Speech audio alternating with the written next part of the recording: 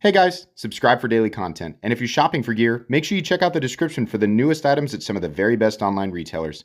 There's also links for some of the items that I personally recommend. Thanks! What's going on YouTube? Metal Complex here, and today I've got another interesting knife review / knife overview to share with you guys.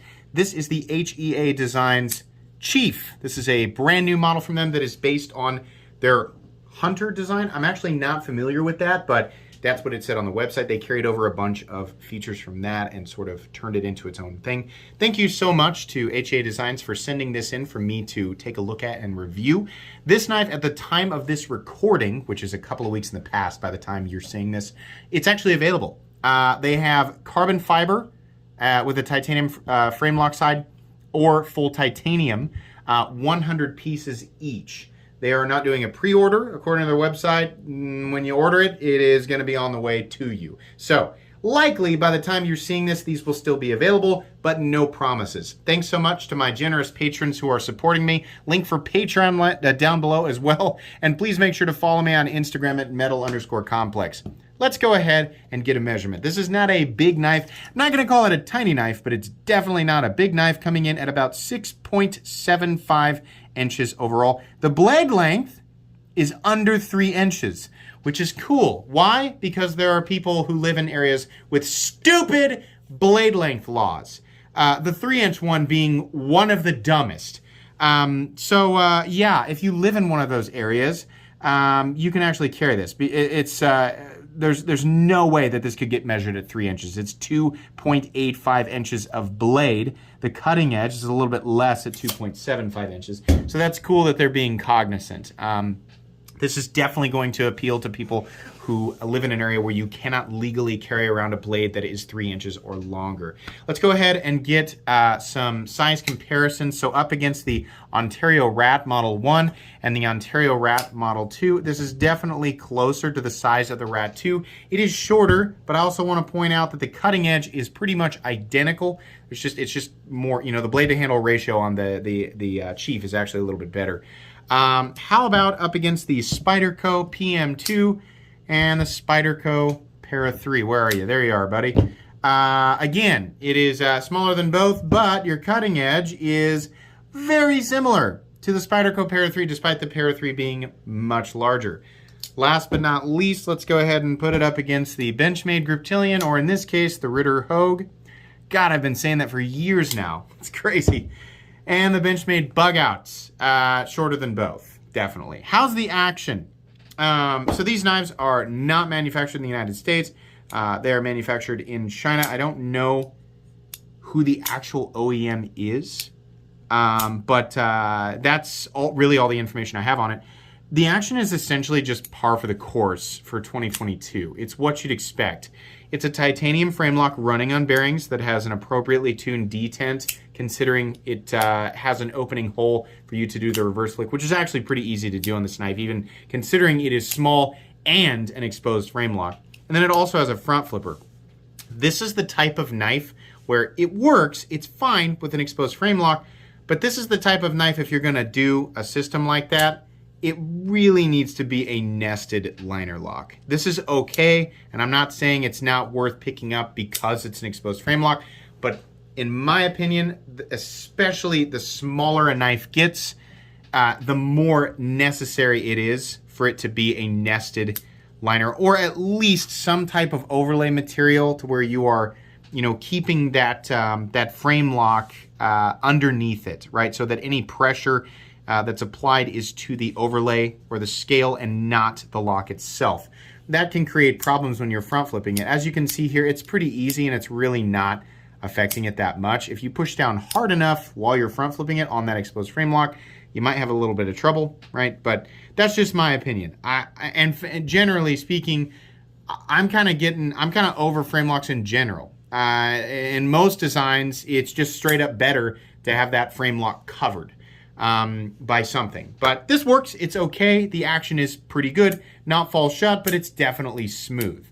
Let's go ahead and do carry profile. So thickness up against the Spyderco Para 3. It's actually a little bit thinner. Nah, it's about the same. But it's contoured, so that's nice. Length and height up against the PM2 and Para 3. This is a nice compact lightweight carry.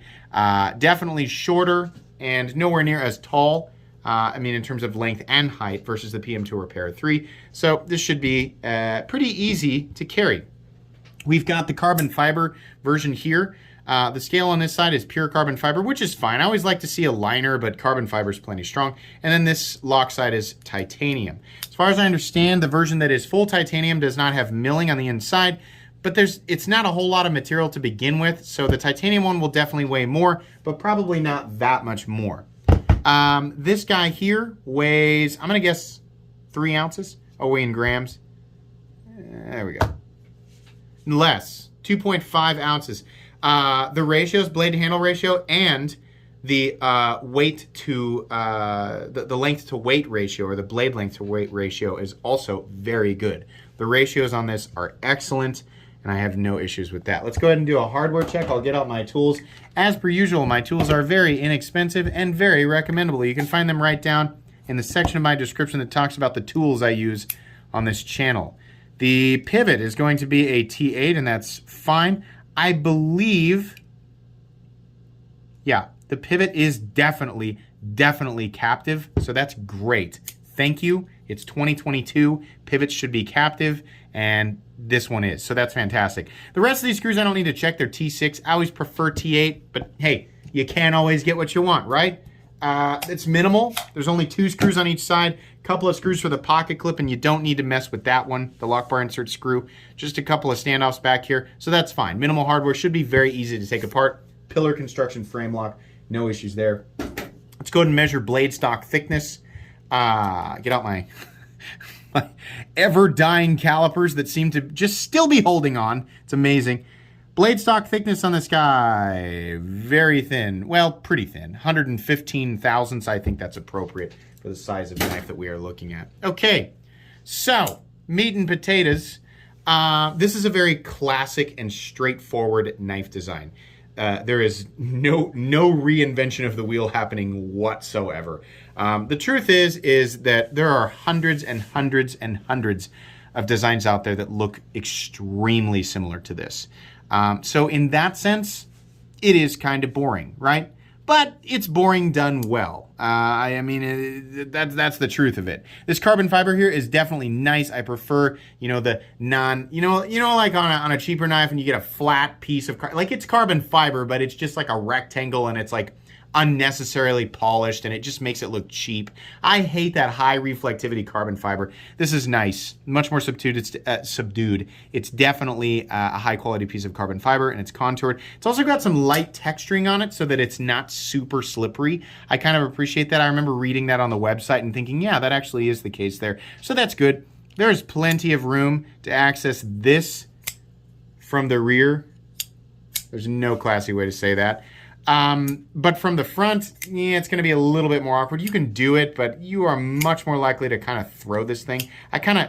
You can do it, but it's weird. It's much easier to front flip or reverse flick, right? The D10 is tuned properly for that. There's plenty of access to do the reverse flick, and then there's also, this is lipped just a little bit, so the lock side sticks up a little bit higher than the show side, which is nice. I appreciate that. No issues on disengagement. I mean, you can do that all day. It's very, very friendly to manipulate. As far as the ergonomic lines go, it's pretty good. To get a full 4-finger grip on it, you kind of have to choke up a little bit and lay your index finger right here. That's all right. If you choke back and hold it like this, if your hands are like mine, you're definitely going to have your pinky slipping off the edge. But it's like I said, they fit a good amount of blade on this thing and kept it, for the size of it, right? They kept it under 3 inches, so they cleared that legal line for a lot of people, and then still gave you a decent sized knife and plenty of room on the handle to get 4 fingers on it if you want it, which is something that I appreciate. So they got the lightweight, compact thing. They got the nice, it still fills the hand pretty well for being a small knife, and then they got around that legal stuff. And honestly, I mean, that's pretty good. That's something that should be highlighted. That can be difficult to do, definitely, getting all of those things together and still making it look good. And they managed to do that without any sharp edges whatsoever. It's a plenty comfortable knife to hang on to, not just because of the chamfering and the contouring, but also because the pocket clip is very friendly as well. There's nothing special going on with the clip. It's a simple titanium clip that's been milled. It probably could have been a little bit shorter, but even at that length, it's really not bothering me at all. This is the type of knife that you could do, if you really wanted to, you could do plenty of, continuous, I'm not gonna say hard use, but continuous cutting into like thick cardboard. And even your bare hands without gloves are not really gonna get tired. You just gotta be careful you're not running your finger up on that blade, because you gotta get pretty close, and this is definitely not a choil, nothing close. You're just kind of on a flat ridge, right? But it's still fairly comfortable. Ergonomics are not mind-blowing, but they're good. I mean, as good as you could expect for something like this. This is a very classic, simple drop point blade with a flat that carries out something like 85%. Meaningful thickness, right, at least for that 115 thousandths out to the tip. What is the blade steel? It's S35VN, which is fine. It's, it's S35VN is marginally different than S30V. CPM Spy 27, which is a Spyderco, it's just a Spyderco thing, right? It's a proprietary to Spyderco. And S45VN. S45VN is indistinguishable from, for the most part, indistinguishable from those other blade steels, those other compositions that I mentioned, outside of the fact that its corrosion resistance is higher. It's actually approaching M390 in corrosion resistance, which is nice. And that's reason enough when, companies are making knives in this price range. There is nothing wrong with S35VN. It is still a super steel. That's definitely, as far as like comparing it to compositions with, that work within the same multi-directional teeter-totter, it's not like it's different. It's not like, there's a new special way to like powder form. No, it's all still the same rules. It's just more or less toughness, more or less corrosion resistance, more or less potential edge retention, and then the hardness is up and down, right, blah, blah, blah. But S35VN is completely and totally acceptable. It's just one of those things where if we can get S45VN for right around the same price, and then get a bonus to corrosion resistance, that's something that some people in some environments are going to notice and appreciate. So as much as I like S35VN, it really is one of my favorite blade steels of all time. Now in 2022, now that S45VN is fairly commonplace, I think S45VN is just, if you can get a little bit of bonus to corrosion resistance, I think that is preferable. Even if the majority of us won't notice it, it's something, it's like, hey, if I can get it, then let's go ahead and get it, right? So yeah, that's kind of how I feel about that. People saying, oh, it should be 20 CV, it should be this steel, it should be that steel, right? You can get all of these steels. A lot of companies are manufacturing knives in 20 CV or S35VN that are under $100. So the vast majority of the value is not in the steel itself. It's just there are certain blade steels that are appropriate in certain price ranges. And if you can get, I'm making this way too long, but if you can get the same thing plus a small benefit for a composition that probably doesn't cost a whole lot more and that we already see in this price range, maybe go ahead and do it. S45VN, I think, is just a slightly better choice. And it helps kind of hammer down that feeling of, hey, I got a good deal because Chris Reeve uses it. Chris Reeve Knives uses it on their new Sabenza 31s. Am I right? That's how our brains work sometimes. Anyways, S35VN is fine. Don't shy away from it because it's an S35VN. We have a nice finish, honestly. I really like the finish. I'm really glad they didn't go with a simple satin finish because that just looks, honestly, I think it just looks like garbage now. I would much rather have something like this. It just looks better. The edge geometry, it's fairly thin. It's just a flat grind. It's not anything that's going to be like an open L laser beam, but it'll definitely do your simple day-to-day tasks, and it'll do them efficiently because there's nothing in the cutting path. This is a, time-tested and proven general blade shape. In fact, it is the most common blade shape that exists. The drop point blade, right? Nice. The final cutting bevel looks good. Slight variance in, just like the width back here. Not really that big of a deal. That'll probably even out as you sharpen it over time. Good sharpening choil there, so that's nice. I like how the pivot looks. They've actually lipped it as you approach the pivot. This is lipped so that it's all nice and flat, and you don't have like part of the, because it's contoured, you don't have the pivot like sticking up on one side and it's sunk in on the other. It looks good. There's a lanyard hole, so yay, lanyard people, yay. This is going to be easy in and out of the pocket because there is, well, it's flat up here. Come on now. Why, camera? Why do they don't want to see this? They want to see the pocket clip. Continuous rise, right, on the end of the clip. So in and out of the pocket, no problem. You just push in one hand, no big deal. Lock bar insert, doubling as the over travel stop. So that's nice. We have no, I'm sorry. There's a stop pin back there. No shouldering, but it doesn't need it. Jimping is in an odd place, and it's sunk so far down that I know it's meant for the flipper tab, right? But it's like, just continue. This is definitely a knife where it would be kind of nice to have something up here, right? So it's in the appropriate spot in terms of like trying to, I mean, you're not going to have your thumb down here. So there's a bunch of this that's just totally unnecessary, right? It would have been fine if you kept going out to here, but I don't know. It's one of the, like, what are we complaining about here? Not that big of a deal. Lock up, solid. Disengagement, no lock stick, no pivot lash. Smooth enough, not like, oh my God, amazing, right? Smooth enough. Detent, yeah, that's about what you'd expect. And we are centered. Sorry, we're shaking all over the place today. The blade is definitely centered. So, you know, in a lot of ways, this is just another clean, classy looking titanium frame lock, running on bearings, utilizing steels that we've seen a million times, right? Price is meh. It's $240. I don't know. I don't know. All of a sudden, it's like, you know, it used to be like you can get the carbon fiber one for a little bit less, or you can go full titanium. Why all of a sudden is carbon fiber like costing the same as titanium?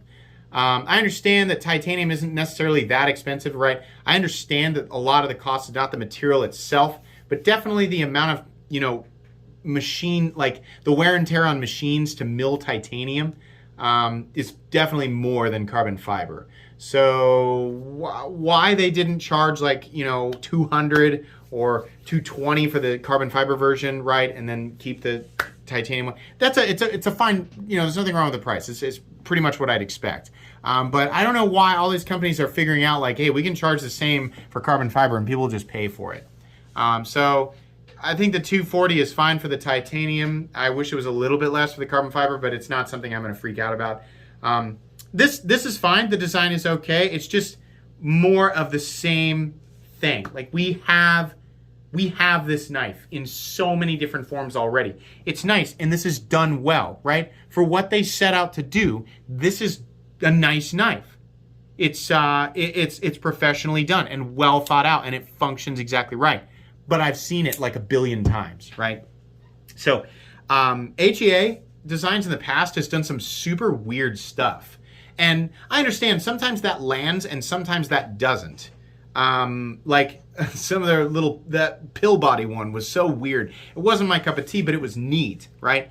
I like to, every company has like some of these, and some companies only do stuff like this. Like Civivi, this is like, yeah, like we have that, like a million, but we got like a million of them. And then we also, like they got a million of these, right? I like to see the weird stuff. The weird stuff is what draws people in. So I think they were smart in only doing 200 of them. Obviously, if they made 10,000, that would be not a good idea. Or even, you know, even like 500 would have been a bad idea. I think 100 of each was probably a good idea because, you know, everybody has a knife like this in their collection. But if you don't, and you're looking at this and thinking, is that a good knife? Well, yeah, actually, it's pretty nice. And it's fairly travel safe if you live in the United States. If you live outside the United States, right? Or if you live in a weird state, and probably not, but it's fairly travel safe. Good materials, easy to manipulate, right? I'm really glad it's not a front flipper only. Good blade geometry, all of that. It's a good, simple cutting tool that's just got straight, nice lines. It's just not like a wow. This is not a wow knife. It's just it's pretty good, right? So in an incredibly general sense, yes, this actually will appeal to a wide range of people who are already knife enthusiasts and already looking at things in this general price range. If you're watching this video just looking for a straightforward, good pocket knife, you can get pretty much exactly this from any company making good knives around the $50 price point, just with different materials, right? You could say lesser quality if you're going G10 and a steel liner lock and something like 14C28N, right? But there's nothing here that's really, you know, just making this a better tool. I mean, that's the case with a lot of knives. I'm kind of being hard on this thing. There's nothing here that's really like, yeah, you should definitely step up on that ladder and buy this premium thing, right? Not really a whole lot here. But if you like it, you know, if you like how this looks, yeah, generally speaking, it's a good knife. It's a recommendable knife. It's just that's in the most vanilla way possible, but still okay. Thank you very much to HEA Designs for sending this out for me to take a look at. Please make sure to follow me on Instagram at metal_complex. If you enjoyed this video, leave a like. If you'd like to check out my other content, I do of course have lots of videos of knives that are either expensive or inexpensive that I do or don't like, so check those out. And if you enjoy all my content, go ahead and click on that Metal Complex logo right there and subscribe, because there's definitely more coming. Thanks again for watching, everybody, and have a great day.